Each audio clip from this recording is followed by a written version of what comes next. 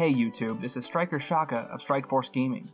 In today's weekly video, I'm going to talk about the upcoming Destiny expansion, The Rise of Iron.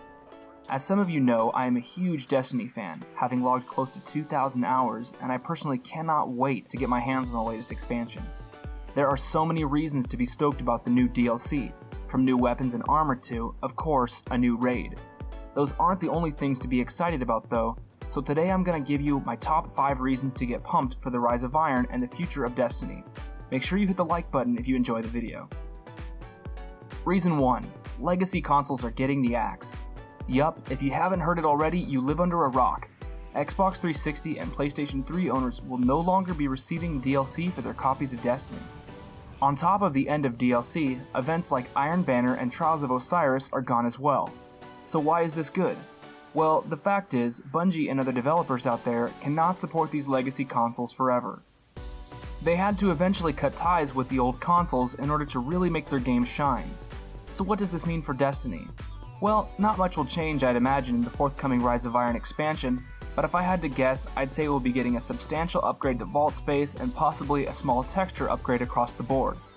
The real excitement here is that Destiny 2 will likely be much bigger, much prettier, and offer more things to do and things to collect. It's a no-brainer that the more consoles you support, the more places and things you have to make work across multiple platforms. That means time and resources are being put into all these different consoles. Cutting it down to just 2 current-gen consoles means, well, a better Destiny experience. For those of you still on 360 and PS3, you'll have to upgrade to next-gen if you want the full Destiny experience. Reason 2. Bungie is entering their junior year with the Destiny franchise.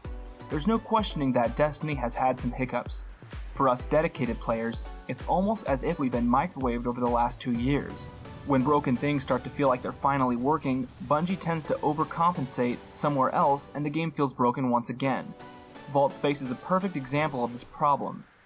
Bungie gives us more vault space and the etheric light system, so we upgrade our old guns and start using them again. Then they axe etheric light in year 2, and we're left with a vault filled with old guns and armor we don't want to part ways with.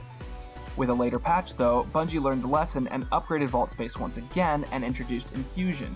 Infusion wasn't perfect at first, but over time Bungie decided to let you infuse at a 1-to-1 ratio, meaning the guns you want to use can be brought to the max light in a snap. So what am I getting at? Well, Bungie is learning from their mistakes, and while Destiny isn't perfect, the developers are clearly showing us that they're listening. Now, if only we can get them to get rid of skill-based matchmaking. With the Rise of Iron, Bungie has already teased new social spaces, more variety in activities, better storytelling, and of course, the return of the king, the Gjallarhorn. Bungie was once touted as one of the greatest game developers of all time, and it seems that, as they enter their junior year, they're getting their swagger back. Reason 3. Better storytelling. If you stop me on the street and ask me on the spot to tell you what the Traveler is, why the Speaker is called the Speaker, or why the Awoken are such jerks to us when we first meet them, I'd probably just make something up that sounds good because the truth is, for those of us who haven't made the Grimoire cards their Bible, there's really just no way of knowing. Bungie created this amazing world full of fascinating people, items, and locations, and then locked them behind a series of cards that only the mega-dedicated, ultra-fan players would read. I consider myself to be as big a Destiny fan as the next guy, but my idea of video game storytelling is that, well, it should be in the game. I've read a few cards here and there, and check out videos from guys like My Name is Bife to get a better understanding of the world. With the Rise of Iron, it appears that Bungie is taking some of that great Grimoire card lore and putting it into the game itself. This more than anything excites me as a Destiny player. To learn about the Iron Lords, perhaps even fighting beside them in a flashback or vision, and to learn more about the Iron Banner and the reasons for its creation sounds like an amazing turnaround from, "Who are you?" Why have you been watching us? I don't even have time to explain why I don't have time to explain. Yep, that happened. Reason 4. Earth and the Fallen.